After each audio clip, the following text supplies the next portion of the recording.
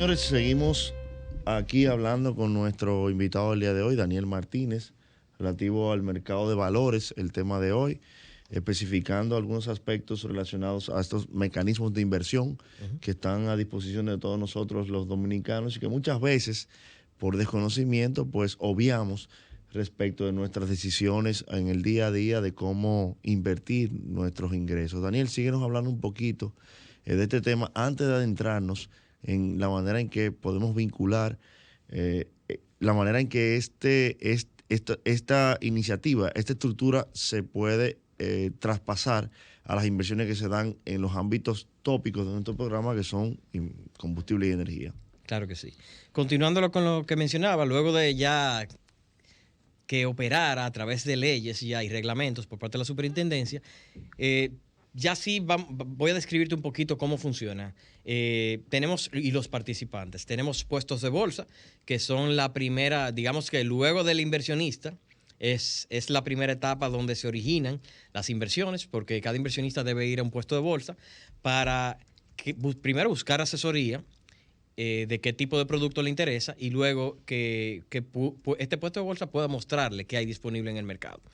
Entonces, luego de la bolsa de valores, puestos de bolsa, Cebaldón, tenemos también los emisores. Los emisores no son más que las empresas que emiten deuda. Por ejemplo, empresas o el mismo Estado Dominicano que ha emitido deuda a través del Ministerio de Hacienda y el Banco Central, que es el emisor más, el segundo emisor más grande del mercado, que también comúnmente emite deuda para sus operaciones. Entonces, estos emisores, hay parte del sector privado como hay parte pública. En el sector privado, hasta hace poco tiempo, podemos decir que estábamos acostumbrados a solamente deuda, que una empresa X emitía un bono. Un bono es una obligación en el cual una empresa se compromete a hacer unos pagos correspondientes y a saldar el capital en un plazo X. Hay diferentes formas de estructurar una deuda para empresas y el mercado ya es un producto muy común, la deuda. Sin embargo, en los últimos años hemos tenido, digamos que en los últimos 4 años, hemos tenido y específicamente en los últimos 2 años, ha habido un desempeño muy acelerado en la creatividad de nuevos productos. Por ejemplo, no solo, como mencionaba anteriormente, hay fideicomisos de oferta pública que tienen acciones privadas de empresas del país. Y bueno, hasta la semana pasada ya se anunció, la Superintendencia de Valores anunció la aprobación de la primera emisión de deuda de oferta pública, o sea, de deuda de acciones comunes, tal cual lo vemos en otros países. ¿A qué se llama, para ratificar, deuda de acción común? No, deuda de oferta pública, que el activo es una acción común. Una acción común de una preferente es una acción que cada accionista, vamos a decir inversionista, tiene los mismos derechos políticos y económicos e informativos sobre una empresa. Es decir, si tú tienes el 10% de las acciones, tienen el mismo valor que yo, el mismo valor en cuanto a poder. Y es un activo, o sea, es un producto que está registrado y supervisado por la Superintendencia de Valores, que cuenta con diferentes elementos con cuales cumple con la ley. Estos son calificación de riesgo, que ya es publicada, y una obligación a la publicación de informaciones, no solo financieras, sino de otro índole, que debe de acogerse dicha empresa. O sea, como vemos comúnmente en otros mercados, como Estados Unidos, que Tesla emite acciones y bueno, tú puedes accesar a los estados financieros de Tesla, tú puedes accesar a información de Tesla, claro, no la fórmula mágica para crear un vehículo Tesla, sino informaciones generales que son las que permiten no solo información al inversionista, sino protección. Porque esto hay que verlo de dos lados. Las informaciones son buenas para que un inversionista tome las decisiones adecuadas para invertir y para que esté informado también, para protegerlo. Porque no sería responsable de mostrarle una inversión a un inversionista y que no tenga acceso a información que le permita hacer un track record de sus inversiones. Lo que tú quieres decir en términos generales es que, digamos, que la Superintendencia de Valores es la entidad que supervisa este tipo de inversiones que pueda hacer cualquier tipo de usuario. El Cebaldón es, digamos, que la entidad que es la que donde yo, para hacer un símil, deposito mis ahorros. O sea, es donde ese intangible que se configura el título en el que yo transformo mis inversiones, pues es donde se resguarda, ¿no? Para que la gente pueda entender cuál es la diferencia trascendental entre superintendencia y Cebaldón. Son títulos muy técnicos, la gente no lo controla, digamos, es un lenguaje que se da en el día a día, pero que no es del acceso a todo el mundo. Simplemente para que el usuario lo escuche. O sea, superintendencia es la entidad que regula todo el mercado. Todo el mercado. Cebaldón es la entidad custodia mis ahorros, donde yo puedo... Los valores. El valor puede ser una acción, puede ser son títulos intangibles, no es como un banco que yo deposito 1,000 pesos el dinero. de deuda.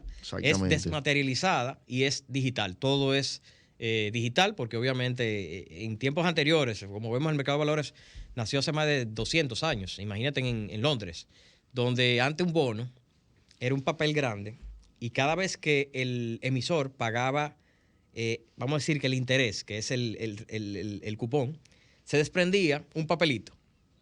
Mira, te pagué 300 pesos de cupón. Por eso que se llama cupón. Cada vez que un emisor paga el interés correspondiente que prometió. Entonces, como eso ya no es viable a nivel de papelitos. Claro. Aunque y gracias a Dios que la tecnología nos ha ayudado. Ya todo se lleva desmaterializado y todo se lleva electrónicamente, por lo cual es muy fácil. Y haciendo la trazabilidad de cómo un inversionista puede acceder al mercado, es simplemente tocar las puertas de un puesto de bolsa. Un puesto de bolsa debe no solo orientarlo de qué tipo de perfil de inversionista es esa persona, porque hay diferentes personas que no solo en su capacidad de ingresos, generación de ingresos, capacidad de tener ahorros, sino en su perfil, edad y otro perfil sociodemográfico, puede tener un nivel de riesgo mayor a otro. Por tanto, un puesto de bolsa debe asesorarlo para ver qué tipo de productos le conviene. Esto conforme a nuestra regulación.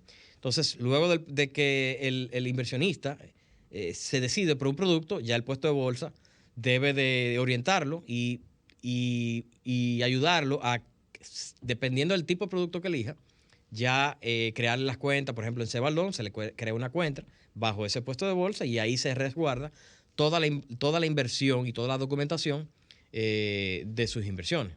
O sea que es algo que lo tenemos a la vista electrónicamente, es algo muy fácil de hacer. Excelente. Sí, súper interesante. Entonces, Cebaldón viene siendo una especie de banco. No, sí, pero no. Es la parte de atrás del banco, vamos a decir. Porque es el que resguarda todo y controla y tiene todo organizado. En Cebaldón, tú tienes todos los puestos de bolsa que tienen una cuenta.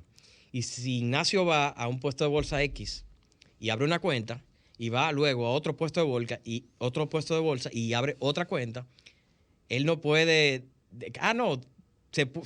por un proceso se puede transferir de un puesto de bolsa a otro, pero si tú tienes un dinero o un valor en una cuenta de corretaje, en Cebaldón, en un puesto de bolsa, y tienes otro, no es que este puesto de bolsa tiene acceso a ello, ni tú tienes, sino tienes que solicitarlo en tal caso. Todo se lleva todo muy separado y todo muy delimitado, lo cual es bueno porque es organizado. Sí, okay. Ahí sí ya bien aclarado. Entonces, tú estabas comentando que una de las funciones que tiene el puesto de bolsa es la asesoría, o de las más importantes, la asesoría del inversionista. Y qué bueno, esto es muy importante que lo tengamos en cuenta todo lo que escuchan, porque en cierta medida todos en algún momento de la vida podemos ser inversionistas, todos. Uno de los factores, dijiste, fue qué nivel de riesgo puedo asumir, pero también me parece que uno de los factores también puede ser el tiempo que el inversionista desee mantener la inversión, o sea, en qué tiempo quiera recuperar. Y eso puede depender de muchísimos factores. Por ejemplo, una persona puede decir, bueno, esto es un dinero que yo sé que en 5 años no lo voy a utilizar. Eso es un tipo de inversionista. Sí, y creo que esa es una de las primeras cosas, me imagino, que se le preguntan, ¿no?, a los inversionistas, ya para que escuchen, los radioescuchas, qué deben de pensar para acercarse. Sí, y para complementar la idea, porque no puedo dejar a un lado, también las sociedades administradoras de fondos de inversión, también podemos participar y asesorar a los inversionistas.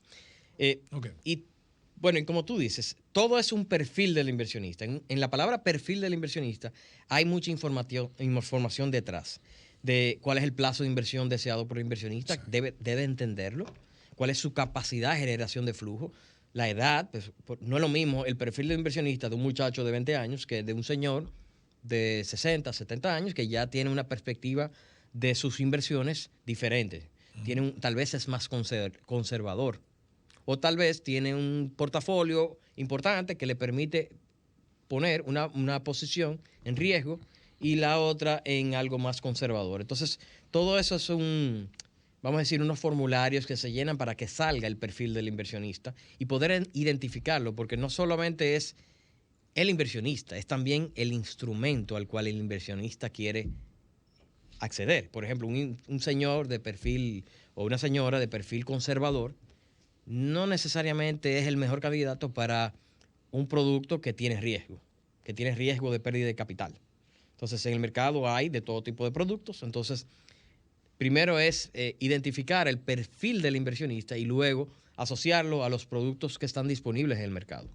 Okay. Mencionaste que ahora vamos a tener la primera emisión de deuda de oferta pública sobre acciones. No, acciones públicas.